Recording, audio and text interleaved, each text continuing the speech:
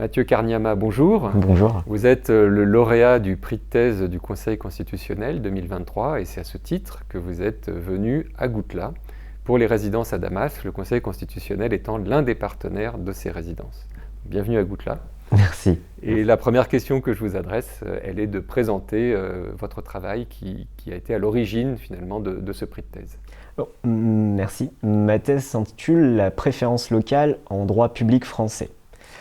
Alors, la préférence locale est une notion doctrinale, on l'a un peu employée en doctrine, notamment pour l'outre-mer. On retrouve quelques occurrences dans la jurisprudence. Donc doctrinal, ça veut dire que finalement c'est les spécialistes du droit qui emploient cette formule, mais on ne la trouve pas quand on lit la loi par exemple. Il n'y a pas de texte, il n'y a pas de loi, ni dans la Constitution, ni dans la loi, ni dans les règlements d'ailleurs.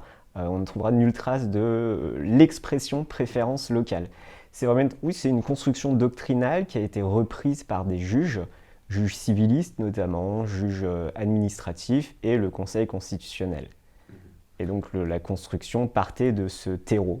Donc une notion, on va dire savante, élaborée par les spécialistes du droit, effectivement on dit doctrinale. Est-ce que c'est une notion qui a été élaborée pour décrire un phénomène? Donc il y a des manifestations dans le droit et on va élaborer cette notion pour décrire ces manifestations, ou est-ce que c'est une notion qui est plus à visée, j'allais dire, prescriptive? On affirme le besoin de cette notion pour faire quelque chose. C'est quoi finalement l'angle? On part du droit positif et on dégage cette notion, ou on crée cette notion pour produire des effets? Alors la question est difficile puisque c'est un objet politique, peut-être à l'origine même. On la revendique en Outre-mer notamment pour un objectif d'égalité réelle ou autre chose. Mais c'est un objet juridique, c'est un phénomène juridique. Effectivement, je commence ma thèse en disant que, au fond, la préférence locale est un phénomène juridique et l'objectif, c'est de savoir comment définir cet objet juridique grâce au droit positif. Donc le côté politique, je l'évacue assez rapidement. Il ne s'agit pas d'une thèse prescriptive. Je ne dis pas qu'il faut faire de la préférence locale ou que la préférence locale est bonne ou qu'elle n'est pas bonne. C'est une thèse de droit qui s'appuie sur les données du droit positif. Et finalement, je multiplie des expériences. C'est-à-dire que la préférence locale, en vérité, il y en a partout. Et l'idée, c'était de démontrer que au fond, ce n'est pas une notion si crispante, si critiquable, parce qu'elle existe dans la vie de tous les jours. Donc prenons un exemple ou deux. Alors, par exemple, dans l'accès aux médiathèques, l'accès aux piscines municipales, eh bien, il y aura toujours un tarif pour les résidents, pour ceux qui sont liés au territoire, ou la gratuité, ou un tarif préférentiel. Mais l'exemple le plus célèbre, c'est le service public des bacs, c'est-à-dire le passage entre l'île de Ré et le continent. Eh bien, il y a un tarif pour les résidents. C'est de la préférence locale, c'est une forme de préférence locale qui existe sur le continent.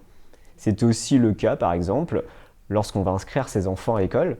Il y a une particularité, c'est qu'il y aura un privilège pour ceux qui sont du territoire. Ils auront accès à l'école proche de leur lieu de travail, etc. Donc là aussi, ce sont des formes classique de préférence locale qui ne choque personne. Qui ne choque personne, mais qui contraste avec l'idée que la loi est la même pour tous, soit qu'elle protège, soit qu'au contraire, elle vienne imposer des charges. Et en fait, on s'aperçoit qu'il y a une tension entre la généralité de la règle de droit et finalement l'idée d'égalité. Exactement. L'un des présupposés de cette thèse, notamment défendu par la doctrine, par les spécialistes du droit, les chercheurs, c'est que la préférence locale est contraire au droit public français, est contraire au principe d'égalité et au contraire au principe d'indivisibilité de la République. C'est-à-dire que la préférence locale implique un droit qui n'est au bénéfice que de quelques-uns et qui ne s'applique que sur quelques territoires. Donc on assisterait du moins à une forme de balkanisation du droit, un droit un peu atomisé sur les portions du territoire, et ça c'est contraire au fondement de notre République, aux idéologies de la Révolution de 1789. Vous, c'est pas vraiment votre manière de saisir le sujet finalement. Vous écrivez un peu en faux par rapport à ça. Exactement, c'était mon présupposé. Et effectivement, j'ai démontré que la préférence locale n'était pas contraire à ces principes républicains. Alors évidemment, il y a des garde-fous à mettre en place, mais ils existent et ce qui fait une notion parfaitement compatible avec nos principes fondateurs républicains. Et quel garde-fou, par exemple? Alors, l'un des garde-fous qui existe, notamment dans l'emploi par exemple, c'est la garantie du mérite. C'est-à-dire que pour l'accès à l'emploi public, notamment, on ne peut différencier, selon la formule de l'article 6 de la Déclaration de 1789, que sur les mérites du candidat. Eh bien, en Nouvelle-Calédonie, où la préférence locale s'applique dans l'accès aux emplois publics, il existe une égalité de mérite. C'est-à-dire qu'on ne peut favoriser les locaux que si le mérite est équivalent aux non-locaux. Mais là, finalement, c'est un exemple qui s'appuie sur des individus, des caractéristiques individuelles, et posant la question du rapport entre l'individualisation et du droit et la généralité de la règle. Mais on voit bien qu'il y a un enjeu peut-être plus collectif, et dans ce cas, la politique publique revient peut-être au galop, c'est-à-dire qu'on voit aussi comment des catégories de personnes, et non pas des individus dont les mérites seraient suffisants, des catégories de personnes peuvent être finalement encouragées par le biais de ce mécanisme. Et donc finalement, peut-être que la préférence locale prend une dimension de politique publique en faveur non pas seulement de l'égalité, mais de sa promotion. Oui, alors effectivement, il y a une défense de la préférence locale, une revendication, mais la préférence locale est une notion fonctionnelle, dans le sens où elle s'appuie sur une idée de solidarité, mais une solidarité à l'échelon local, finalement. Et effectivement, ça poursuit un objectif d'égalité territoriale, égalité réelle, territoriale.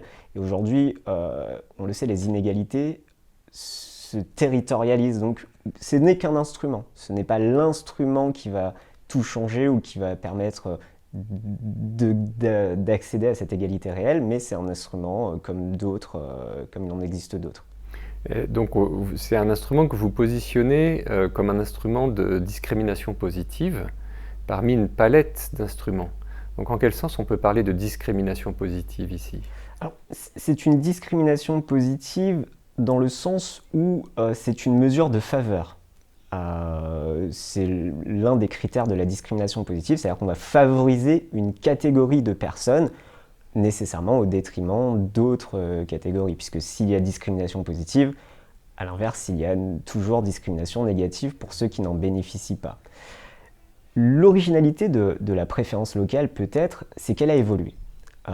Aux origines, elle avait un substrat ultramarin, et elle avait une dimension que je qualifie de correctrice. C'est-à-dire que l'idée était de favoriser les ethnies ou les indigènes locaux, les autochtones locaux.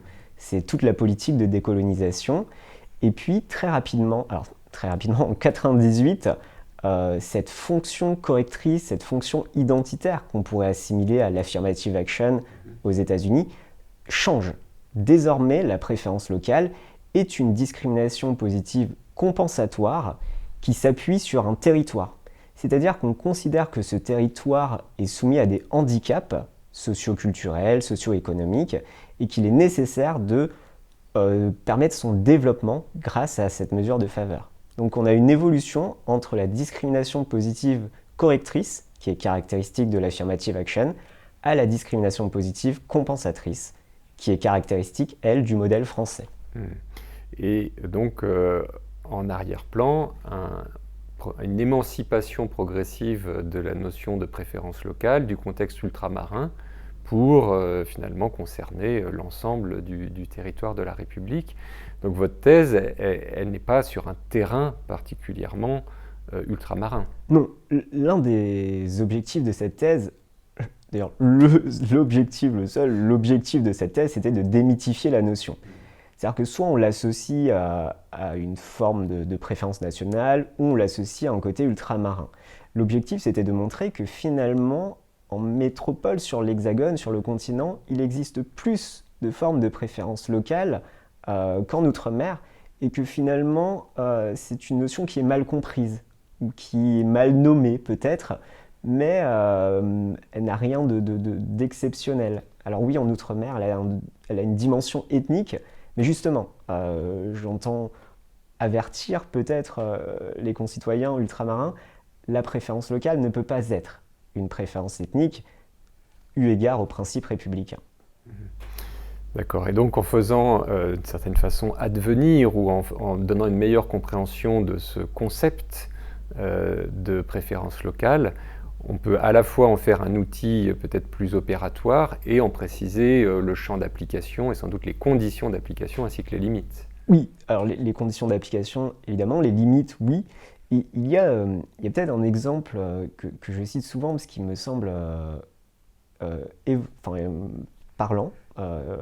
C'est qu'en reprenons le cas de la Nouvelle-Calédonie où s'applique un principe de préférence locale, cette fois dans l'accès aux emplois privés. Eh bien, cette préférence locale ne vaut qu'à égalité de mérite. Donc on ne peut favoriser les locaux que s'ils ont un mérite équivalent à d'autres individus. Dans le droit national, dans le Code du travail, un tel garde-fou n'existe pas. On n'a pas cette soumission à l'égalité méritocratique dans l'accès à l'emploi privé. Donc la préférence locale ne bouleverse pas et parfois peut même aider les principes républicains à déployer toute leur idéologie. Oui, dans le droit national, on a dans le fond, enfin dans le droit du travail national, on a dans le fond un mécanisme presque inversé, c'est-à-dire qu'on a la prohibition de différences de traitement injustifiées, enfin, qui seraient motivées par des motifs illicites, qui seraient donc dits discriminatoires. On fonctionne négativement, alors que là, vous saisissez les choses par une face que j'allais dire positive, en tout cas qui est le reflet inversé. Exactement, oui. Donc ça, c'est un mécanisme que je trouve assez exceptionnel, c'est-à-dire que d'une mesure qu'on pensait contraire à l'égalité, elle sert paradoxalement à renforcer l'égalité telle que l'ont conçue nos pères fondateurs en 1789. Je vous remercie. Merci beaucoup.